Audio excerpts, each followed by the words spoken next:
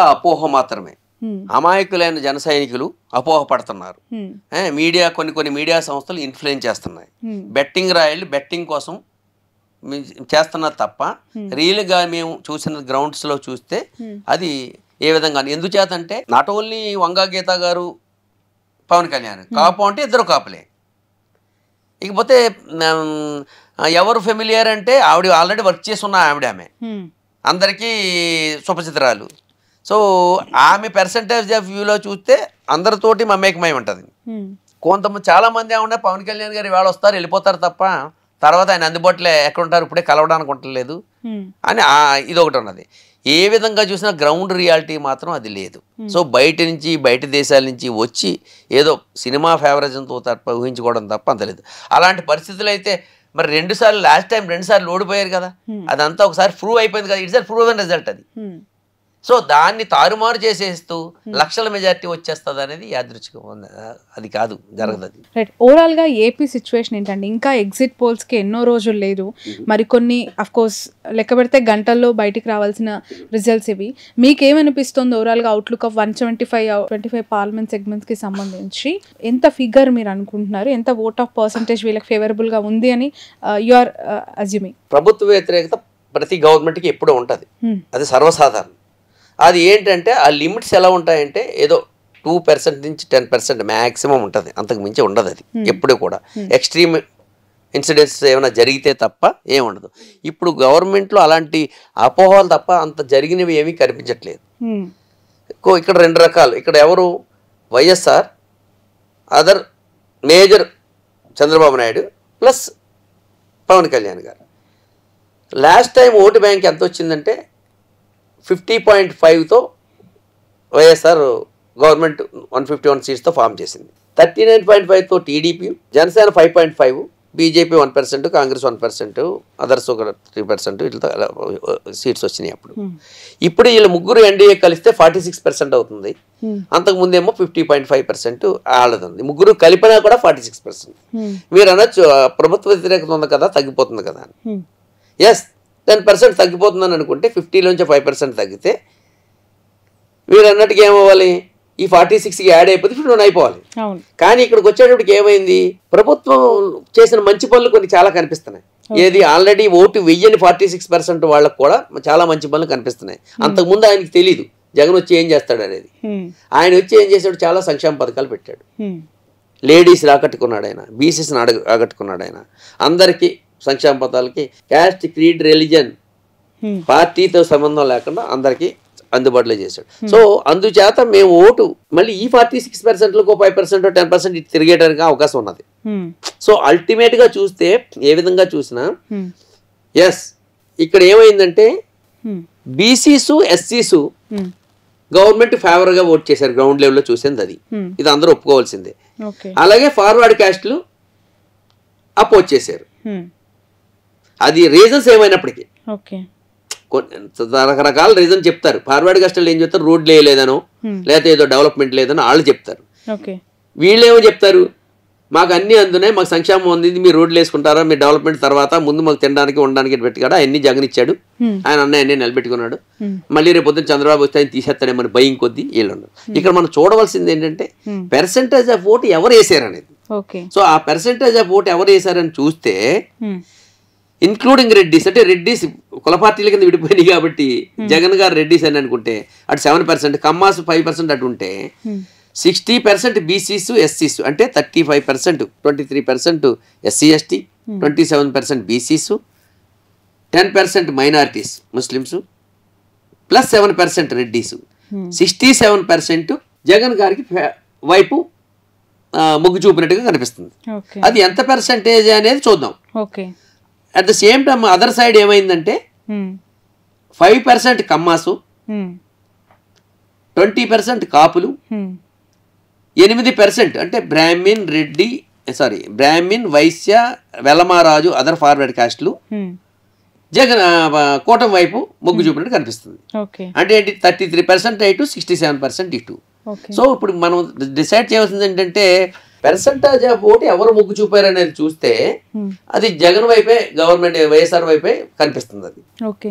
ఈ లాస్ట్ మినిట్లో పిఠాపురంలో జగన్మోహన్ రెడ్డి గారు వంగా గీత గారిని పక్కన పెట్టుకొని ఆవిడని గెలిపిస్తే డిప్యూటీ సీఎం అని అన్నారు కదా, ఆ డిప్యూటీ సీఎం అనే వర్డ్ ఏమైనా కదిలించిందంటారా? అంటే నెగిటివ్లో సరే ఈసారికి పవన్ని గట్టెక్కిద్దాము, వేసేద్దాంలే ఈసారికి అని అనుకున్న వాళ్ళ మూడ్ని ఏమైనా మార్చిందంటారా? అది ఎలా మారుస్తుంది? ఎందుకంటే ఇప్పుడు అది ఇంకా ఫేవర్ కదా ఆమెకి. ఆమె అయితే డిప్యూటీ సీఎం అయితే అంత పని చేస్తుంది. అయినా పవన్ కళ్యాణ్కి ఏమి డిప్యూటీ సీఎం అని ఎక్కడ అనౌన్స్ చేయలేదు. అంతవరకు పవన్ కి వేద్దామని అనుకున్న వాళ్ళు ఈ డిప్యూటీ సీఎం అనగానే ఏమైనా మారిందా? ఎంతో కొంచెం ఉండొచ్చు. అంటే ఒరిజినల్ గా వాళ్ళకి మైండ్ సెట్ ఉంటది ఇంత అని, కొంత మారితే మారచ్చు. ఓకే, ఆమె దగ్గర ఉంటది, అంతా చూసుకుంటది అనే ఫీలింగ్ ఉండొచ్చు. అది ఎంత అనేది చెప్పలేము. డెఫినెట్ గా కొంచెం ఉంటది. ఎందుకంటే గెలిస్తే పవన్ కళ్యాణ్ గారు ఆబ్వియస్లీ ఎమ్మెల్యేగానే ఉంటారు. అది దాని మీద నమ్మకం చెప్పలేదు, వాళ్ళు ఉంటారని కూడా అనలేదు ఆయన. సో ఇలాంటి ఫ్యాక్టర్స్ ఉంటాయి అక్కడ. అది సో నేనేమంటానంటే 100% ఈయన గెలుస్తాడు, ఈయన ఓడిపోతాడు అనే దానికంటే కదా ముఖ్య ఉద్దేశం ఈ 4 రోజులు ఎలాగూ నిక్షిప్తమై ఉన్నాయి. ఈ 4 రోజుల్లో బెట్టింగ్లు కాసు మాసిపోవద్దని, ఎస్పెషల్లీ పిఠాపురం మీదే క్రేజీతో అయ్యో పవన్ కళ్యాణ్ మీద నేను కాసాను. ఈ యంగ్స్టర్స్కి ఎలా ఉంటుందంటే నేను పవన్ కళ్యాణ్ గారి మీద కాసాను, నేను గెలిచాను, లేదా పవన్ కళ్యాణ్ కలిసి ఓడిపోయి, ఇలాంటి క్రేజ్ రావాలనే ఫీలింగ్తో కూడా యూత్ ఉంటారు. వాళ్ళని మోసపోవద్దని చెప్పడం కోసమే నేను ఈ వీడియో. ఓకే, ఓవరాల్గా మీరు ఇన్ని రోజులు చూసారు కదా అక్కడ పాలిటిక్స్ అంతా కూడా, ఒక ఫిగర్ ఇవ్వాలి అనుకుంటే వైసీపీకి ఎంత ఫిగర్ ఇస్తారు? అదే గెలుస్తుంది 100% అయితే వైసీపీ గవర్నమెంట్ వస్తుందని, అంటే పార్టీలకు అతీతంగానే చెప్తున్నాను. ఎందుకంటే 67% వైఎస్ఆర్కే మొగ్గు చూపారు. దానికి ఫ్యాక్టర్స్ ఏంటంటే ఆయన చేసిన సంక్షేమ పథకాలు. ప్రతి గవర్నమెంట్లోనూ pros and cons, merits demerits ఉంటాయి. కానీ ఇక్కడ వచ్చి మెరిట్స్ ఆయనకి ఎక్కువ కనిపిస్తున్నాయి. ఆ మెరిట్స్ ఏంటంటే సంక్షేమ పథకాలు ఇంపార్టెంట్. సంక్షేమ పథకాలు రాని వాళ్ళు, సంక్షేమ పథకాలు అవసరం లేని వాళ్ళు మా రావనుకున్న పర్సంటేజ్ పీపుల్ తక్కువ ఉన్నారు. వాళ్ళు ఎంత గొడవ చేసినా సంక్షేమ పథకాలు వచ్చిన వాళ్ళు ఖచ్చితంగా గవర్నమెంట్కి ఓటేస్తారు. వాళ్ళు ఎక్కువ పర్సంటేజ్ ఆఫ్ పీపుల్ ఉన్నారు. కాబట్టి గవర్నమెంట్ రావడానికి అవకాశం ఉంది. 2, ఇదే సంక్షేమ పథకాలు, ఇక్కడ క్రెడిబిలిటీ ఆఫ్ ద లీడర్, ఇదే సంక్షేమ పథకాలు చంద్రబాబు నాయుడు గారు లేదా ఎన్డీఏ ఆ కూటమి కూడా ఇవ్వచ్చు కదా అని మీరు అనొచ్చు. కాదు ఆయన ప్రూవ్, ఇంతకుముందు గతంలో ఆయన ప్రూవ్ అవ్వలేదు. ఆయన నమ్మించలేకపోయాడు పబ్లిక్ని. ఇప్పుడు ఏమనుకుంటున్నారంటే ఆయన మళ్ళీ ఇస్తాను నేను అన్నా. ముందు ఆయన ఏమన్నాడు, ఆయన ఈ ఇచ్చిన పథకాలు మంచివి కాదు, నైజీరియా అయిపోద్ది, అదైపోద్ది, బీదదేశం అయిపోద్ది, అది మంచిది కాదని చెప్పాడు ఆయన. సో అది కూడా నెగిటివ్గా పనిచేస్తుంది. ఒక్కోసారి చెప్పిన మాట మళ్ళీ రెండో విధంగా చెప్తే నమ్మకం పోద్ది మనిషి మీద. అది ఆయన పోగొట్టుకున్నాడు. ఆయన ఈయన మళ్ళీ నేను డబ్బులు ఇస్తానన్నా కూడా ఆయన నమ్మట్లేదు. ఉన్నదే పోగొట్టుకోవడం కంటే ఆయన వస్తాదనే దానికంటే ఎందుకని ఉండదు. సో నా ఉద్దేశం అయితే ఈ ఎంత ఇన్ఫ్లుయెన్స్ చేసినప్పటికీ అపోజిషన్కి ఆ స్ట్రెంగ్త్ రాలేదు. ఉన్న గవర్నమెంట్ దించేటంత స్ట్రెంగ్త్ రాలేదు. దట్టు వాళ్ళ పర్సంటేజ్ ఆల్రెడీ హై ఉంది. అండ్ బీసీసీ ఎస్సీసీ కలిస్తే కూడా ఓటు బ్యాంక్ పర్సంటేజ్ వాళ్ళ ద్వారానే ఎక్కువ వస్తుంది. సో ఏ ఫ్యాక్టర్లో చూసినా వాళ్ళు గవర్నమెంట్ ఫామ్ చేస్తారన్నారు. ఎడ్జ్ అయితే వైసీపీకే 100% ఉంది. ఆ ఎడ్జ్ ఎంతైనా ఉండొచ్చు. అది గతంలో అనేక సర్వే సంస్థలు ఏవైతే వైసీపీ అధికారంలోకి వస్తాయని చెప్పారు, కేకే సర్వేస్ అని చెప్పి కొంత అథెంటిక్ గా ఉండింది వాళ్ళది గత 2019 ఎలక్షన్స్ లో వచ్చిన. ఇప్పుడు వాళ్ళు కూటమి అధికారంలోకి వస్తుందని చెప్పారు. ఎలాంటి లెక్కలతో చెప్తూ ఉన్నారు అంటే మెజారిటీ ఆఫ్ ద ఏజెన్సీస్ కూడా కూటమి వస్తుంది అని ఎంత స్ట్రాంగ్ గా చెప్తూ ఉన్నారు, వైసీపీ వస్తుందని అంతే స్ట్రాంగ్ గా చెప్తున్నారు. మనం ఎందుకు ఎడ్జ్ వైసీపీకి ఉంది అని బిలీవ్ చేయాల్సిన పరిస్థితి?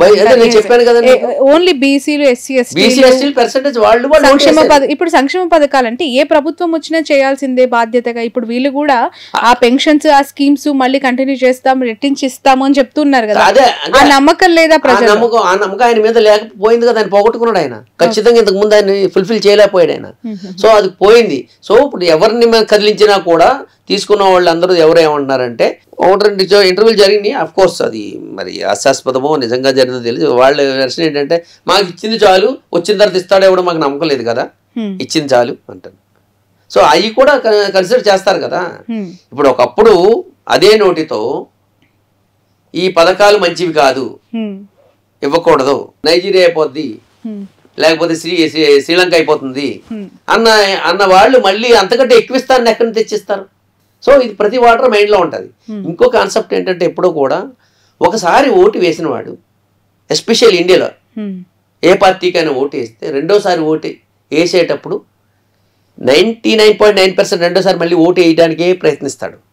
ఓటు వెయ్యకూడదు అని అనుకుంటే ఇండివిజువల్గా అతనికి ఏదైనా ఎఫెక్ట్ అయితే తప్ప కానీ ఓటు వెనక్కి వెళ్ళదు. అది ఇండియాలో సిస్టమ్. అది 3-4 టర్మ్ నడుస్తుంది.